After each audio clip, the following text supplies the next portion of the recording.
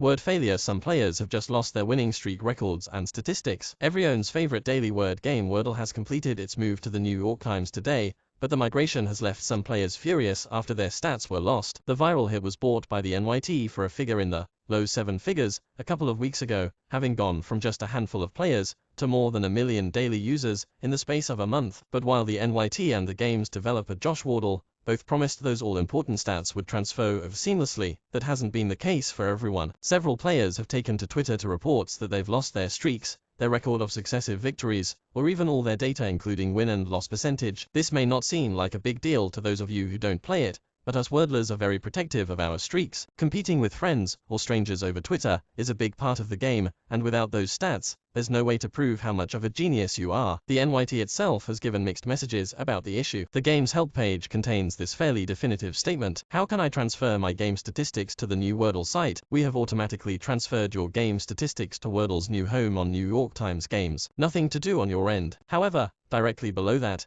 it then raises the possibility that stats could have been lost, seemingly in contradiction of the first statement. My game statistics or streaks did not migrate correctly. We have automatically transferred your game statistics to Wordle's new home on New York Times Games. If your data looks a little different than you remember, first ensure you are opening the game on the same device and browser you used previously. Your game data is stored locally on your browser, and your statistics will automatically transfer without any additional action on your part. And today, the NYT has gone further and admitted on Twitter that some players have definitely been affected, and that it is currently investigating. The problem is seemingly random, although presumably there is some logic behind it. Tom's Guide senior writer Kate Kozush has lost all of her stats, but several others have been entirely unaffected. On the plus side, some affected users have apparently been able to get their stats back. The issue appears to be related to browsers getting confused by the redirect implemented to send users from the game's original home at powerlanguage.com to its new one at https://www.nytimes.com,